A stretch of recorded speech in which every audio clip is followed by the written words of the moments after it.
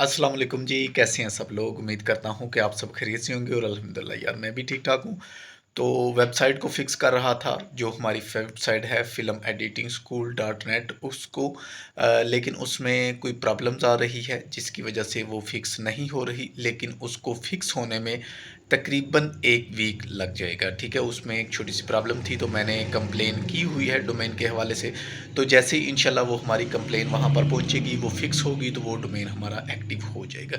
लेकिन फ़िलहाल जो हमारी पहले वाली वेबसाइट है FES5.com उसको मैंने एक्टिव कर दिया है। अगर आप कोई भी चीज़ डाउनलोड करना चाहें तो आप विज़िट कर सकते हैं FES5.com पर, लेकिन उस पर भी अभी काम जारी है। हो सकता है वक्तन-फ़वक्तन बीच में वो आपको डिसेबल मिले, लेकिन ज़्यादा टाइम के लिए नहीं, 2-4 मिनट के लिए हो सकता है कि वो किसी टाइम डिसेबल हो जाए, क्योंकि उस पे थोड़ा-सा काम चल रहा है।